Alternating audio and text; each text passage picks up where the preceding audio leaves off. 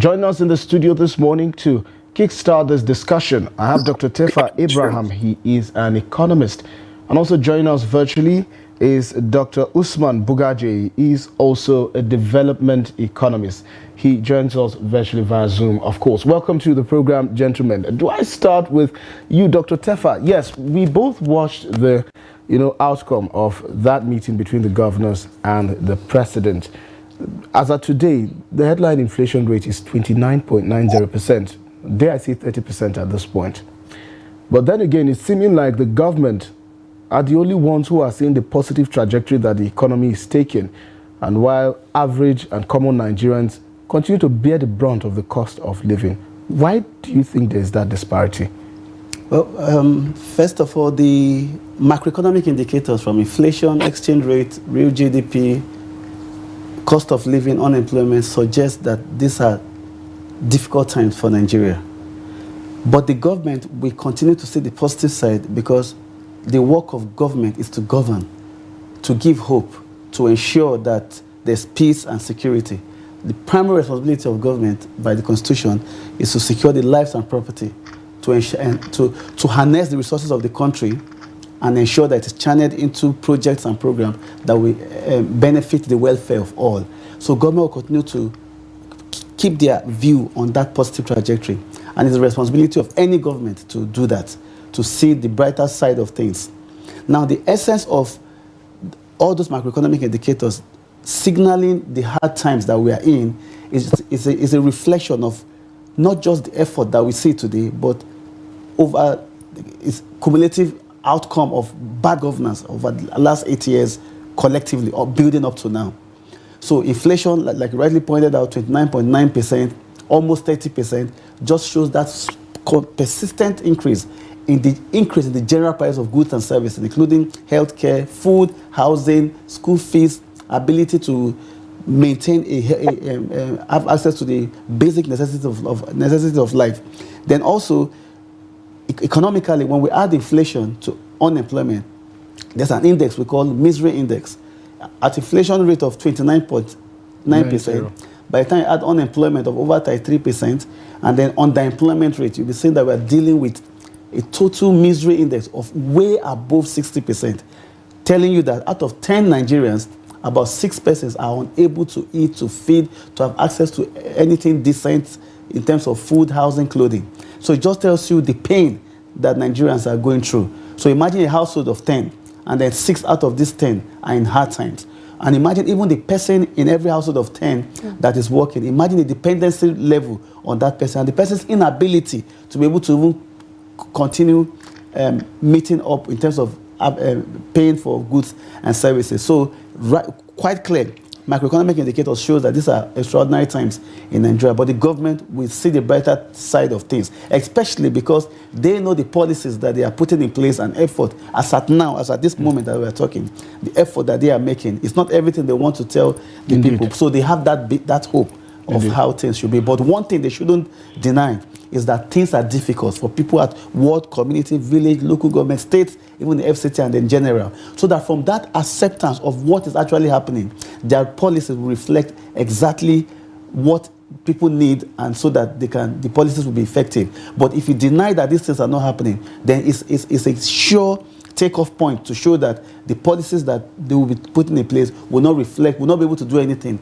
to address the issues at hand. Dr. Bugaji, welcome to Daybreak once again. So, in the last sectoral meeting that the House of Representatives and also the Senate had with managers of the economy, which included the Minister of Finance and Coordinating Minister of the Economy, the Central Bank Governor, the FIRS chairman, and even including the Minister of Agriculture, it was stated at that meeting that the inflation is expected to drop to about 21% at the end of February. Bearing that in mind, we understand that the fulcrum of every economy, of course, is production. Now, for Nigeria, we've been grappling with issues around food security. And of course, the only way we can address that is if we ramp up production, which means boosting the entire agricultural value chain. Now, we know that at every level of this value chain, there are challenges.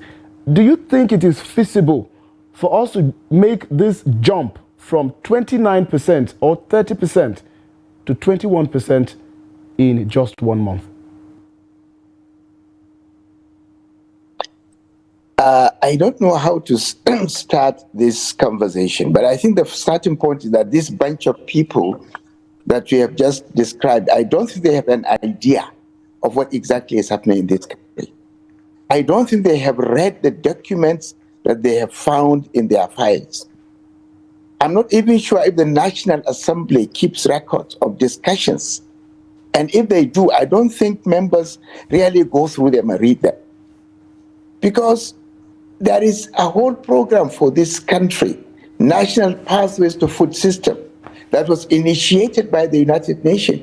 And it made it very clear that of all the 17 goals of the SDGs, food is the one major issue that if you can't solve it, you cannot be able to achieve any of the 16 goals of the SDGs.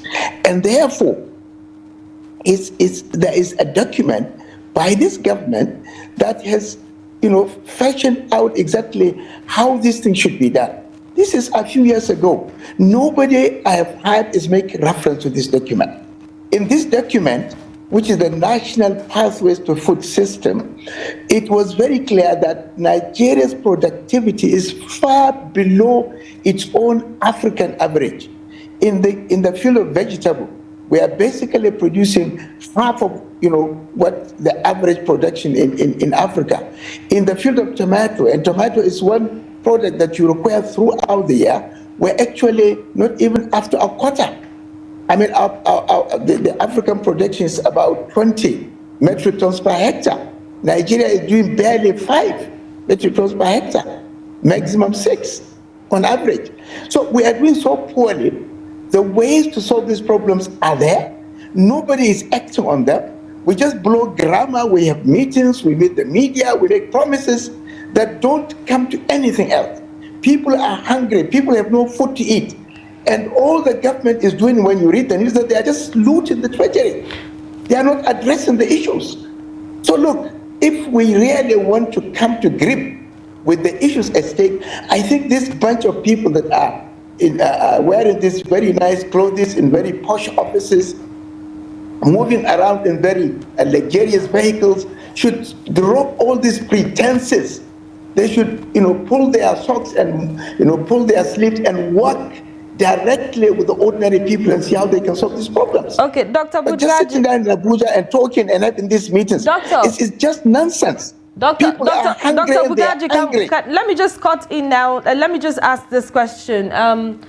A lot of people have been talking about how the government has to come up with solutions to some of this problem. And this week, the Vice President, Kashim Shettima, actually came up with a plan to set up a commodity board to regulate the price of grains and other commodities in the country. Now, this is a step that the government has taken. But the question is, will this help in the short or the long run? What's your take on constituting this commodity board? Come. Listen to me. You can't regulate what you don't have.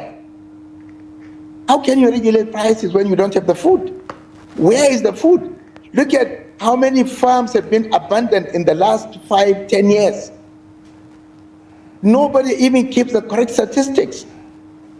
Just before this government came in, there is a bilateral effort by the multilateral partners, contributing to the development of this country on agriculture, and they have produced a document, and this document has basically analyzed how can these bilateral support come together and focus on the food system. I've not seen anybody making reference to these documents. These people are not reading. They are just talking off the top of their head, and it doesn't appear they have anything up there. They are just talking in complete variance with what is supposed to be done. We have made effort to even draw their attention to this document. They have no time to listen. I don't just know what on earth they do with their time. Okay, Dr. Bugade, let's come back to the studio. Now, please hold your thought there. Now, Dr. Terfa, there's a lot that is going on right now. A lot of people are protesting in different parts of the country about the hardship. And when you take a look at it, food security is something that is not in sight. We're not even sure about our food security yet. The president is saying that they're opening the grain reserve to actually distribute food to the vulnerable in this society. We've seen how this has turned out in the past. Look at the COVID-19 era, where we have palliative, everywhere, according to the government, where the vulnerable are supposed to receive the palliative. How successful do you think this initiative will be, judging from the kind of country that we are in at the moment? It doesn't look like it will be successful at all, because our inflation, from where we started this conversation from, which is 29.9%, has the food component as the biggest size of that inflation. In fact, food inflation is what is driving our inflation. So in other words, the inflation the central bank is trying to tackle, thinking it's a monetary phenomenon. It's not. It's a food phenomenon driven inflation. Now, coming up with a policy directive to control food prices so that those hoarding will not raise the prices, that is a different angle. But saying that you want to release food grains, the point is the sources of supply of food to those reserves has been cut off in the last 7 to 5 to 2 years. No farming, people abandoning farms, high level of post-harvest losses, poor storage facilities, poor access to agricultural services, from fertilizers to credit. Smallholder women farmers are being threatened. Large farmers faced heavy losses from 2012 flood, 2020, 2023, 2022. Insecurity everywhere, affecting ability of farmers to farm. So the point is, the sources of supply, harvest from farms, is what forms the food reserves. Rice, everything. So now, so whatever we have in our reserve now, this is my point, is about less than 15% of national potential supply. So you are trying to regulate a very low level of food in the reserve. In fact, that in itself will heighten food inflation, because already access to the small level of food supply that's available is what you are trying to regulate. So those who have it, in fact, already now, based on rational expectation, they know that the demand for rice will soon increase. So they will even deliberately hoard it now. In fact, this policy will drive the food market into the black market, and then even heighten the price of food. So what's your thought on commodities? Addressing that, the factors that made it difficult for food supply to continue. Make farmers go back to farm. Address insecurity. But Doctor, then, you see, yes. I'm happy you mentioned insecurity, because we've seen the government take a lot of steps incentivizing farming. Go back to the farms. Let's produce more food, and let's produce all of that. But it's only quite recently, in fact, yesterday, that a committee was set up by, on the heels of the meeting of the president and the governors for a comprehensive forest guard structure. So how do we encourage these farmers to go back to the farms when in these rural communities we have incessant security breaches? Farmers are scared to go to the farm, let alone even walk the streets. I mean, we saw what happened in Katsina, in one of the communities, where about 50 persons were abducted in the late of the night who attended a wedding ceremony. So bearing this in mind, how can we go to farm to produce more food items when there's insecurity preventing farmers from going to the farm? Great question. When we talk about farming, agriculture in Africa, in Nigeria in particular, two things we always talk about. We say agriculture is domiciled in the rural areas. Of course. And 70%, 60% of farming is in rural areas. Then we go further. We say most of these persons are women farmers or smallholder farmers. Then we go further. We say it is also domiciled in local government and villages. Local government is an important aspect of our food security. And in the rural areas, communities, ward, villages, the important level of governance are traditional rulers. Emir, chief this, king that, anyone. Government needs to engage traditional rulers at the local level. Security in the rural areas is vital to sustaining or ensuring that we have food security in Nigeria, based on the low level of, based on the description I made earlier. Engage traditional rulers. Don't just sit high up and dish out these security policies down. Engage traditional rulers, religious, community, so that they will fashion out using community watch that they already have, vigilantes that they already have. There's very organized network of security that the Totiv has in Boko, that the Emir of Kano has. These people go back down to villages. They know the forest, they know villages more than any security apparatus. Make sure you engage them. That's the point I'm making. Right. And then make sure that forest guard, which is a good move anyway, but the role of traditional rulers in that process should be very loud, and it should begin with an engagement with these people so that we can go. All right. Dr. Bugaje, picking up from the thoughts of Dr. Terfa here, the issue of carrying traditional rulers along. You're a development economist, so of course you understand the contribution of the grassroots and the local communities to a nation's GDP. Bearing this in mind, the Northern Traditional Rulers Council raised an alarm. It says Nigeria is sitting on the keg of gunpowder if the government refuses to address the issues, especially on rising food prices. Now, it's seeming like the masses are sort of in a double jeopardy because they can't seem to go forward because of issues of insecurity, and they can't seem to go backward, rising food prices, and they cannot go to the farm. Do you think that the government is bringing all of these issues, these policies that they've rolled out yesterday, setting up a committee to focus on forest guard, want to discuss the issue of creating a state police? Is this coming at a right time, or is coming later than sooner? Let me first go back to a point that was raised before, and then I will address this question. First, they talk about releasing strategic reserves. Where is the strategic reserves? I have been part of a committee in which the head of the strategic reserve was a member, and we were looking at how much do we really have. This just about a year ago or so. And what happened? We discovered that actually there is no strategic reserves. Most of the silos and the warehouses have been rented out to commercial farmers and companies. And so the food that the government or the president is talking about, maybe he doesn't even know. It's not even there. So you cannot even intervene in those areas. And you see, you refuse, or we are trying to run away from the fact that this government does not understand what is available, is not informed. Its policies are completely disconnected with the realities. They don't seem to know, the realities. Now let me come back to the issue that the economist has just raised. You cannot address the food system without addressing security. If you want to address security, we have tried the police, we have tried the army, we have tried all the official security agencies of this country, and we don't want to say the fact that they have all failed.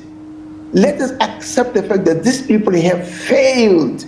The way to go is to go back to the traditional institutions. These are the traditional custodians of the forest, like he said. And these people know the forest more than anybody. If you allow the traditional institution with their forest guards and their traditional resources, they can bring the security, the issue of insecurity, to a very easy end and very early end, and they will now be able to resuscitate the agriculture. But the government is pushing a lot of money into these security agencies that have consistently failed to provide the security that we require, that will give us the food that we require to have a country. In modern governance, there are three things that are critical for a country to maintain its sovereignty. The first is food. Any country that cannot have food security cannot really claim to have its own sovereignty. The next is security itself, the ability to have a hold on your territory. The third is medicine. We're not addressing the medicine issue. Over 70% of the medicines that we take in this country is imported, and it's imported from societies that are unethical. A lot of it is not actually the medicine. Many of the diseases that we are fighting with, including the cancers that have spread, are results of taking fake or substandard medicines. So we have a government that doesn't seem to understand what is really there. We have a political culture that doesn't encourage politicians to even read books, to read reports, to engage with facts and research that has been done. They just simply are clowns going around, with show, and that's it. You cannot even get their attention to discuss any substantive issue based on facts on the ground. Okay. Governance is in the 21st century. It's a corporate scientific business. It's not this kind of stupidity and nonsense that we see today. Doctor, let me just butt in there a bit. It breaks a lot of hearts when we hear that things are not getting better. Our inflation rate is so high that, a lot of people have said that since mid-96, we have not seen this kind of inflation rate. We've not experienced it. Recently, countries like Japan has gone into recession, and then we have the United Kingdom going into recession, and all other states. It seems like a problem that is affecting different countries at this time. Now, what Nigerians really want to hear is, how does my life get better? What does the government need to do in the short run for my life to get better? Now, the question is, what do the government need to do right now to make sure that in the next 1 month or 2 months, we're seeing changes in the economy and we don't see this rampant, protests everywhere in the country like we're seeing right now? Okay. Fatima, very good question. But you see, these countries like Europe, like Asia, where they are facing what we are facing, they have already made an arrangement to cushion this thing. I was in the UK just about 2 weeks ago for a meeting. And I have friends, I have children, I have met them, and everybody, yes, there is inflation, but there are ways that these countries cushion that inflation so that life goes on. People don't die on the street because of hunger, because of inflation. There are ways to do it. And the difference between them and us is that while they have already made provisions for this, we have no provision here. We have people who earn 50,000 or even less, or people who have no jobs. Well, how do they eat? Someone, and we need to listen to some of these real stories. Somebody said he needs 2 measures of maize to make a food for the day. And this cost him 2,000. If he has to buy oil and salt and tomatoes and other things to make food, just 1 meal a day, he would require 3,000 naira. And that in a month will mean 90,000 naira. The whole of his own capital on which he now relies to does not make up to 90,000 naira. What do you expect these people to do? And these people are not in thousands, they are in millions. What do they do? How do we go about it? This country is heading for real problem. I don't know how it's going to be, it's going to unfold. And I don't think this government even understands what it is facing. I don't see that when they speak. They are all trying to be politically correct. They are trying to gloss over the real issues. So, Doctor, what can they do? What can they do in the short run? Throwing themselves into the issues and dealing with them. Please, Fatima, if they are listening, let them go back to the papers that governments before them have produced. The solutions are there, but please let them stop looting. Let them start applying the funds for what it is meant. Let them stop all this stupidity. If they are going to go to sink along with the whole country. I mean, when this trouble comes, they are not going to spare anybody. For goodness sake, we don't have time. There is no time. What the traditional rulers said is something they should act on in the next 24 hours. But I know they will just simply go away and spend their nice weekends and fly around and eat nice food, while millions of people are dying because they cannot feed, and they have no shame. Okay, Dr. Terfa, okay, we'll get back to the studio now. Dr. Terfa, do you understand, the plight of Nigerians at this moment? Because you and I, or some people might think that, people like you and I do not go through some of these problems just because we're not carrying placards on the street to protest the hardship we're going through at the moment. Now, do you align with Doctor's thought that the government does not understand what is happening in Nigeria and how to tackle this problem? Well, I would not say it's Doctor's thought. It's Doctor's analysis of what they are saying. That's it. So it is what it is. It's what it is. It's what it is. Wow. 2-3 weeks ago, one of the ministers said Nigeria is better off today than it was May 29. Doctor didn't say that. It was said. We just heard from the extract that despite the way things are improving. And he has people in the market. You have people. You came to work by transport or some means. You know that it doesn't tell that story. So the point of tangency between me and doctor's opinion is that whatever government is doing now, it must be based on the reality of what is on ground. It's like what doctors do, medical doctors do. When you are diagnosed of something, then you are treated for that something, for what that ailment is. But now, the diagnosis we are getting of the Nigerian economy from the current economic managers from the ruling political class is that things are not as bad as they were in May 29, and there's improvement. So based on that perspective, their recommendations will be, just do this, just do that, just give palliative, just treat. It will not be touching the real cause of the ailment. But doctor, you see this issue of palliative, I really want to talk about it, because when President Tinubu was first sworn in, he wheeled out some palliatives to Nigerians, the poorest of the poor, and of course to civil servants. Of course, we saw civil servants get 75,000 naira across 3 months. Now, whether they got the full amount is something we will debate later. But however, 5 billion naira to state governors and 100 trucks of rice or grains, as the case may be. Now, there was a trickling effect to that directive. We saw the cost of rice, in fact, rice generally and other grains, go scarce in the market to extent where the prices of local rice became higher than those of foreign rice at a point.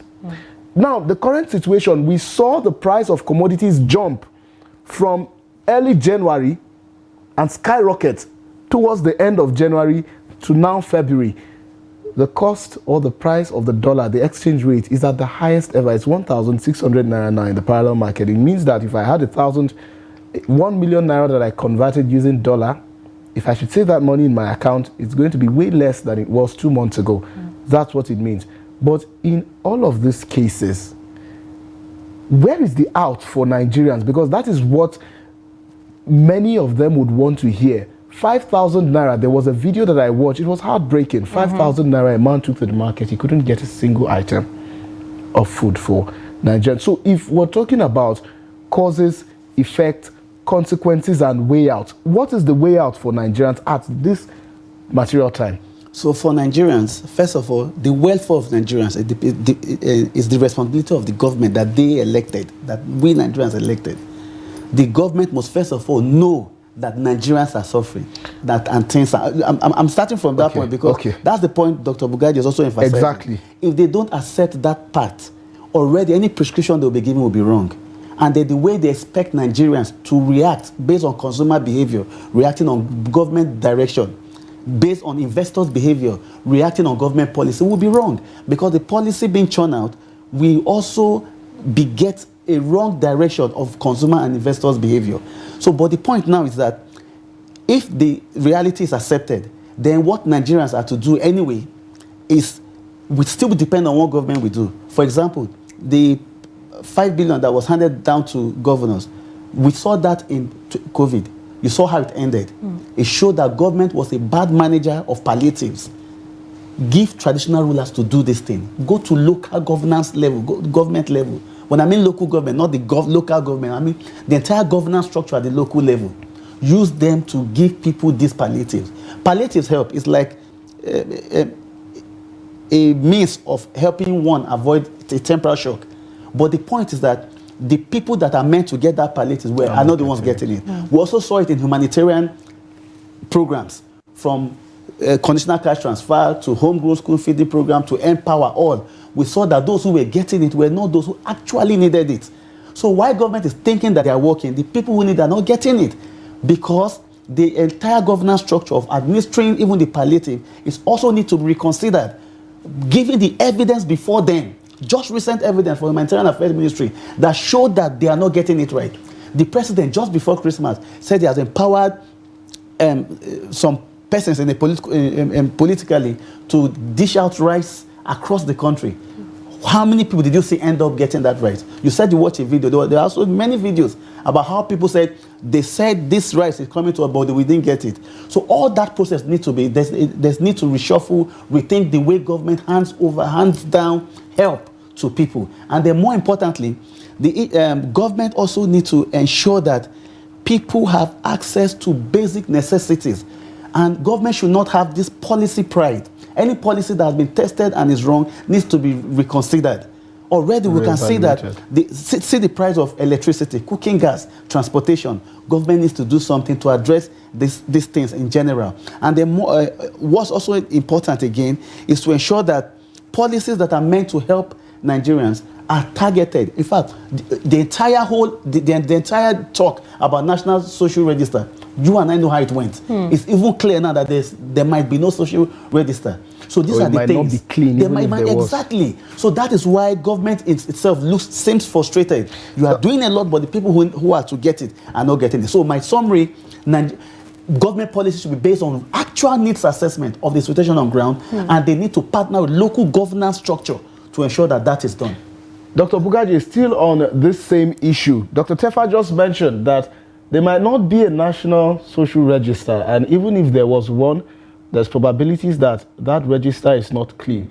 This means that the 42,000 tons of grains that the federal government is planning to share across the poorest of the poor Nigerians to save them from falling into some of these temporary shocks that Doctor talked about, it might not get to them. So, Doctor, can you talk to us about how this government can go about cleaning the system? Because, of course, this system they inherited from the previous administration, who also probably inherited from another administration. I'm saying this because this is, of course, how we got to these consequences and effects that, we are currently facing. So what should this government do to, first of all, clean the system to ensure that if there is a drop of water that is expected to get to the grassroots, it doesn't stop halfway? My own view is that the uncomfortable truth is that this government cannot do the work that you want them to do on the social register. Why would you simply say so, cannot do Doctor? it. They simply cannot do it. If they really want it to be done, then they should outsource it. And there are institutions, not individuals, not consultants, in this country, in universities that can really sit down to do this work. And there are enough manpower to do this. So this is the way to go. Quickly, if they really want to get out of this, I would recommend 3 documents. One document is the one I made reference to, National Pathways to Food System. This is a government document to be found in the Ministry of Agriculture. If they don't have a copy, I have one. I can give it to them. The second document that I want them to make reference to is a document that was crafted, and I was part of it, which is in the custody of Chief BC Akande, which addresses the issues of the moment. Of course, this document is about 6 months old or thereabout, and I have not seen any attempt to even put it into action. The third document is with the Sultan of Sokoto, because it was a traditional rulers initiative, and they constituted a committee on insecurity, and it's about a 15-page document that has, solutions to the current problem of insecurity. If they really want to solve the problems in this country, I think these are the 3 documents that they need to go back to. If they cannot read them, or if they read, they cannot understand them, then I think they should quit and allow others to come and get this country out of the woods. Doctor, before we let you go, I would like to ask, all of this rests in the oars of the federal government, and Nigerians are helpless at this point, but some of us still need to do something. We want to do something. We want to help. So what are some of the things that we as citizens can do to maybe help inflation rate, or probably the cost of living in the country? What can we do, please? You see, there are a number of things that we can do, but at this point in time, the first and most important thing that people are looking for is food to eat. Those of us who are able to find food to eat are loaded by demands of relatives and friends and people who cannot feed. I have a lot of my retired colleagues, classmates that are still alive, that cannot feed their families. Even as they have worked hard until they retired, they have a pension, and they have what little they can. So at the moment, there is very little that can be done. Government is has the responsibility to identify people who have the ideas and who have the credibility to come forward and start a program, a quick program that can provide food, that can provide support, while the government is doing the short-term and the long-term preparations, maybe in the next 6 months, if there is this. Because what is important is to create hope for the common man. Because lack of hope in itself can create, a lot of resentment and a lot of frustration, and can get to the violence that we are trying to avoid.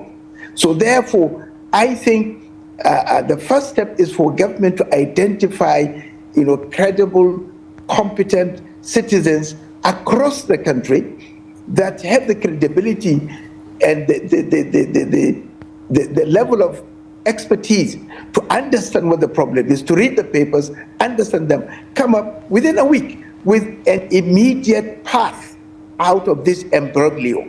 And this can be done. What I'm not sure is whether this government is even listening.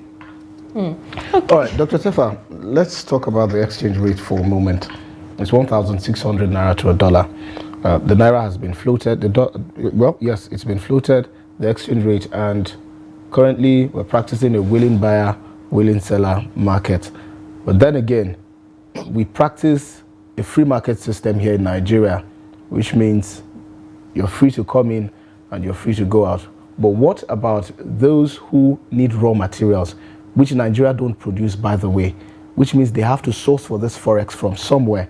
They have to go to the banks, they have to go to the CBN. The dollars is not there, and the dollars is really expensive to get.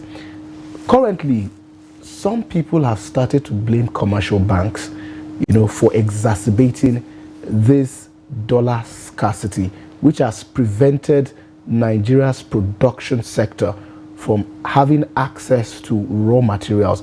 What is your perspectives on some of these allegations, and how can we weather a way from this storm?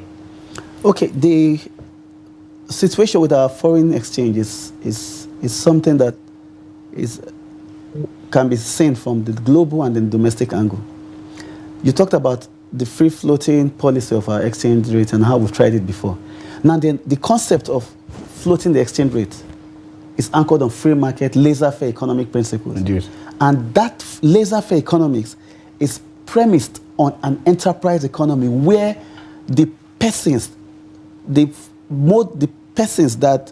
factors that determine what to produce, when to produce, how, where, and for whom are private sectors, enterprise and economy, where you have people, investors at local government level, state level, everywhere.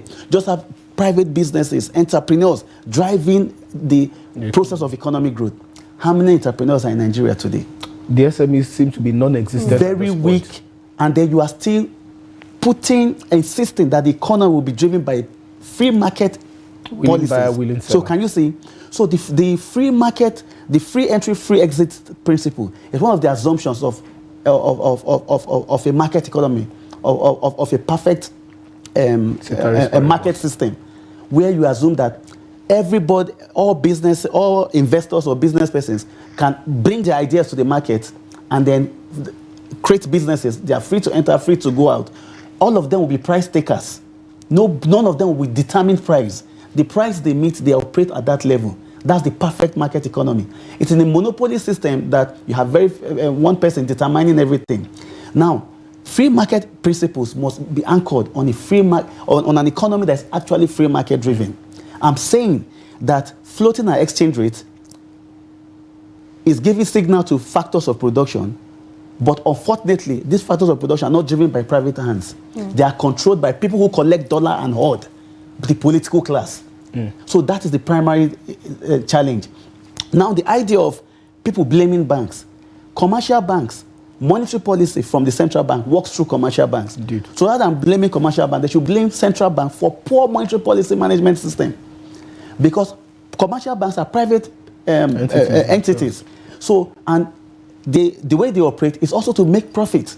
That's their bottom line, to maximize profit and minimize costs. So if anything commercial bank that is doing that is wrong, central bank should be blamed. So this whole idea of central bank kicking the can down the road to the part of the commercial bank should be stopped. The CBN Act provides, Section 8 of the CBN Act provides that the National Assembly should call the central bank, or rather the central bank governor should update the National Assembly from time to time about its policies. The National Assembly should anchor on that Section 8 of the CBN Act to strengthen their oversight of the National Assembly, of the central bank, I beg your pardon. Because of this whole idea of allowing monetary policy to be autonomous and independent, everywhere people are careful on how central bank is regulated.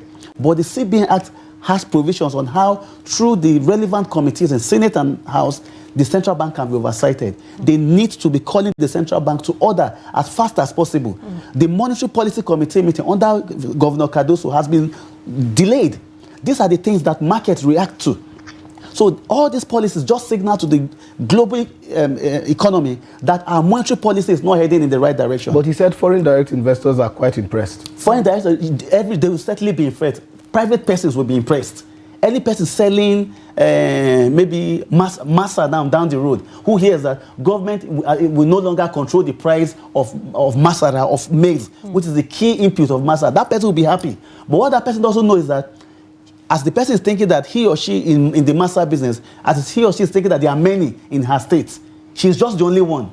So the foreign direct investors, it certainly is nice. Like I said, floating the exchange rate, they will like it. Any person in business will like it. But I'm saying that taking free market policy recommendation, hook, line, sinker, directly like that, for an economy that is not market driven, yes, is something that we can still use, but we have to be very careful how we hope it will work. So what can the government now do in the short run? In the short run, this exchange rate business, government needs to ensure that every source of dollar demand from the political class, they should just stop it.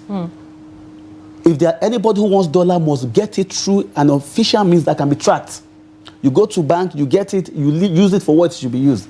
But the whole idea of getting the dollar and stockpiling it somewhere and then holding the economy to ransom, waiting for the price to go up, and then imagine a politician now going to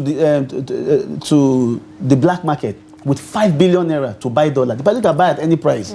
So corruption is what the government also needs to stop. They need to cut down the cost of governance now. And this cutting down cost of governance must be seen by Nigerians to be true. And as they are cutting down the cost of governance, they should be channeling it into area of needs that is vital in their local government or their state. Government, this whole idea of having long vehicles, entourage, or in fact, state government and government in general must come up with a mechanism, a system that transparently tracks how they've cut down their cost of governance and what the amount being saved will be used for. And the people should see this thing as working. When they do that, it will give some hope for Nigerians to still try to be hardworking despite the challenges, having seen that even the government is responding. But when in a state, there are some states, once you see a convoy passing, you know that it's a political person passing. And this is a state where people are hungry. So, but if they cut that down and the people see that government is cutting down their own cost of running themselves and they are channeling that money. For example, just imagine that smallholder women farmers in Kebbi get 3 billion from the government, having cut down the number of entourage. And when I mean they are getting 3 billion, not audio money. They are actually getting it through the governance of smallholder market. So this is what government needs to do today. Cut down cost of governance right now. And they channel the savings to area of needs. And why they go on with effective economic plan. Then one more thing. The renewed hope 8-point agenda is still a renewed hope 8-point agenda. We need to take it further to become an actual medium-term economic plan document. As of now, our medium-term economic plan document for Nigeria right now is the National Development Plan 2021-2025. We need to integrate that renewed hope agenda to rely on the academia, on economic think tanks, Nigerian Economic Society, Economic Summit Group, all of them, academia, people in the academia, to turn that document into a plan document that will be integrated with the National Development Plan 2021-2025 so that our annual budget will have a direct link to, in fact, strengthen the planned budget link so that we give our economy a direction to go in the next 3 to 5 years. However, the baseline analysis for that economic plan document must be based on realities of what the economy is. It takes me back to my point, the point I'm making at Dr. Baguji as well. If the baseline is based on the actual reality, for example, you'll be shocked now that tomorrow you see government will say Nigeria economy to grow by 7%. We agree that it can grow by 70%. But are you aware that right now the growth has retrogressed to a way that growth is no longer inclusive? If they accept that, then they will now know that in projecting a 7% growth, they need to be very deliberate about persons with disability, about women, children, young persons, businesses, farmers. And then every of this sector, we have specific policy recommendations. So government is government. They will keep planning for immediate, medium term, and long term. Just like Dr. Baguji said earlier, we're even thinking 2030 already in terms of FSDJ. So it's government role to do that. But what they can do today, being Friday, that Nigerians can feel this same today, is for state government, president, ministers, all of them, the entire cabinet, cut down cost of governance. And when I say governance, let's not make it look too big. How much is spent on food in Sokoto state government, in Benue state government, in Lagos, in Ondo? Cut it. Okay, that thing you are cutting, let it be clear that 100 million will be saved from cutting this thing. And they're all going into cattle farmers. And then that very day, the association is getting their lot and they are using it in a way that can be tracked and monitored. Okay, cutting down cost of governance. Let's cross over to Dr. Bagaji now. I would like to hear your thought on the International Monetary Fund. A lot of people have described them as necessary evil. And what we get to hear most of the time is the fact that you need to, remove subsidy from this sector, from the other sector. First of all, it was from the oil sector, remove subsidy from petrol, and that's good. And now we see that the Minister of Power, Mr. Adelabu, hinting on removing subsidy from electricity. Right. Some people have been talking about, how this will help us.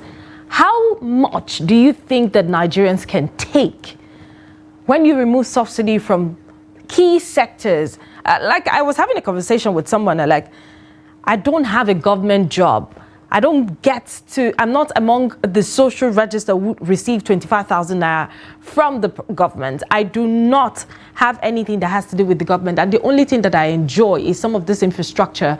And also, maybe the petrol subsidy they're paying for me as an ordinary Nigerian. How long do you think that we can take? Bearing in mind that you're a taxpayer. Exactly.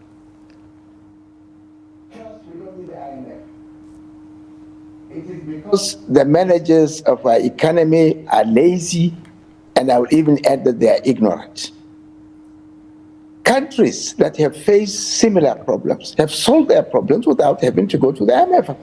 Malaysia did that about 20 years ago when the currency speculator, what's his name, the man who established the Open Society Initiative, he was almost ruining the economy of Malaysia.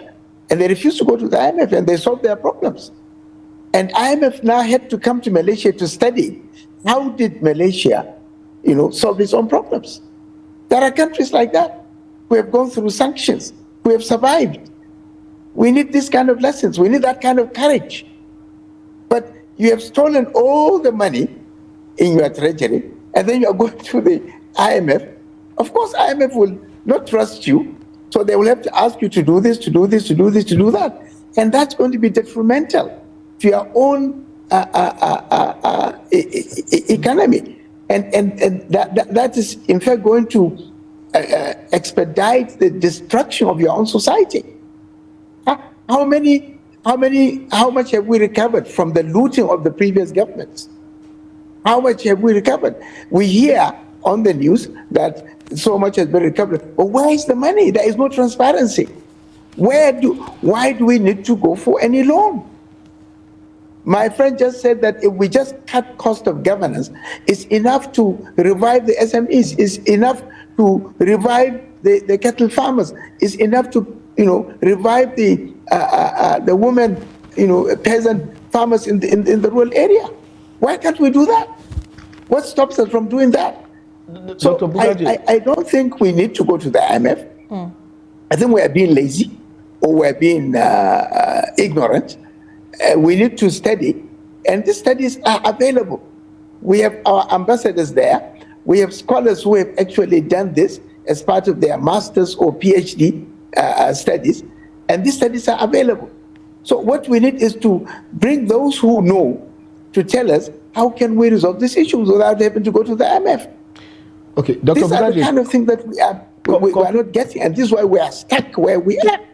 conclusively, Dr. Bugaji, what are your thoughts on issues around corruption, which has, by the way, been mentioned as the bane of Nigeria's development, especially in the public sector? In a previous conversation that I had with an anti-corruption expert, he mentioned that corruption will continue to thrive in the public sector because the dividends of corruption far outweighs the punitive measures and the penalties for corruption. What role do you think the National Assembly should play quickly and swiftly to first ensure that those who are corrupt public officials or who have the intent to carry out corrupt activities and practices are deterred from doing so?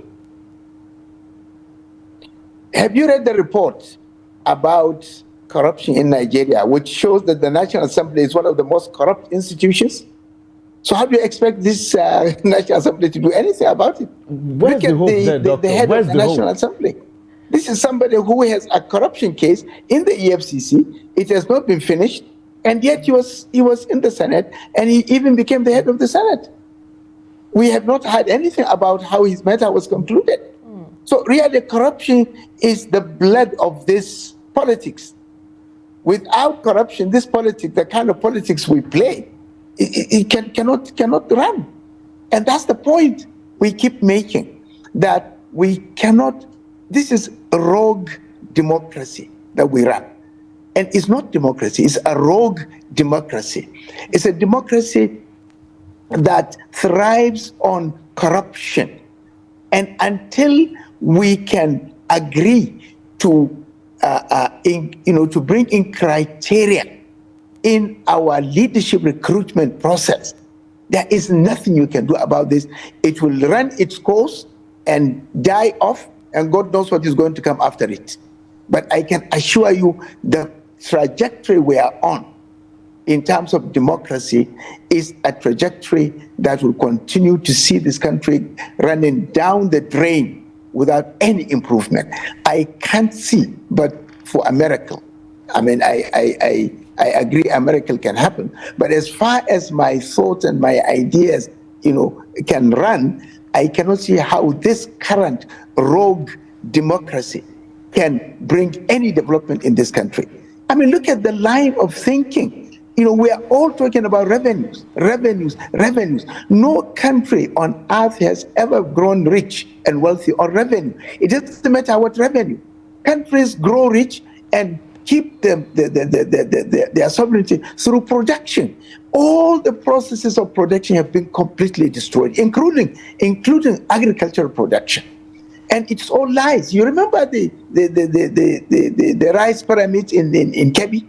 You remember that fraud? Even in Abuja. Even here in Abuja, we had the right pyramid. It's the symbol of our democracy.